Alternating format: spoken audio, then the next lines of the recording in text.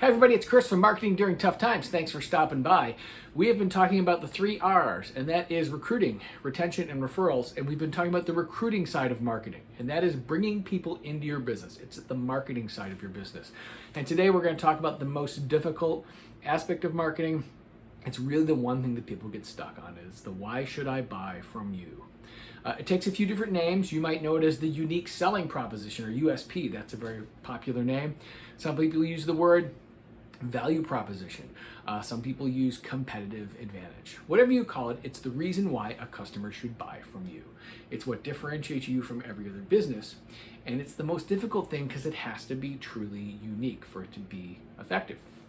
Now, let's say you're a business and you are the only business in town that does what you do. Well, then you could say, we are the only guitar school in town. We are the only Chinese restaurant in town. We are the only in town. That's not so difficult. That's not a bad position to be in. If you have one competitor, it's not that difficult either, because as long as they're not dramatically better than you, you can pick a few things that are unique about your business, but you sort of have the convenience thing on your side. You have a community, they have a community.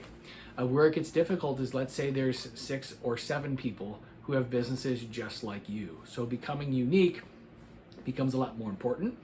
It becomes a lot more difficult to come up with something. I'll give you an example. I am in the Chicago area, and there are tons of Italian restaurants.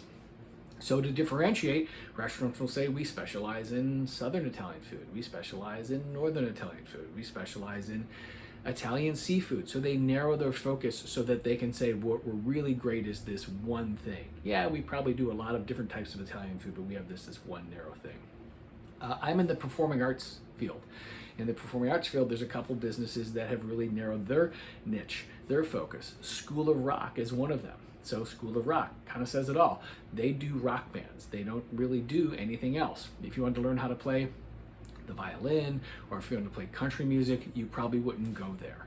I don't know that they do those things at all. Another thing you might hear is the Suzuki method, right? Suzuki schools only teach the Suzuki method. It's from Japan. It's a unique method of teaching. So to get started, there's 2 questions you should really ask. Number 1, what do you do better than anyone else in your field? So when you think about your competitors or other people who do what you do, what do you do better than anyone else? You don't want to be something generic like, we have great customer service, because let's face it, everyone has great customer service. And even if you have bad customer service, you probably don't realize it. So it should be something that's not easily copied. The easier it is to copy, the less value it has. So you might come up with something, put it out there, and if you have 6 competitors, 2 of them might knock it off in a week. The other thing that's important to know is that this isn't a slogan. This is something actually unique about your business. Now, if it's something that sounds cool, it can be part of your slogan. You can build your marketing around it, but this isn't just like a slogan that you just say. You have to actually deliver it.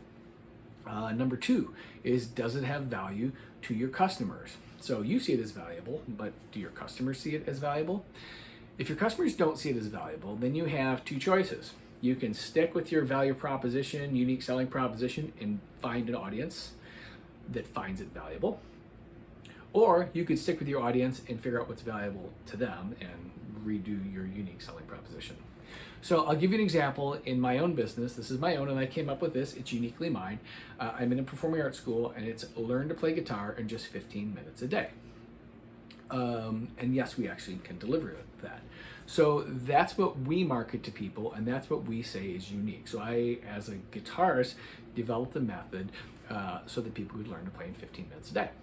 So this isn't a short-term project. This is a project that takes a very long time. I can tell you that I went back and forth with my unique selling proposition for a long time, like 8 years or something, until I came across this idea of learn to play an instrument in just 15 minutes a day. So I hope you find that helpful. Spend the weekend working on this, and I will see you soon. Thanks. Bye.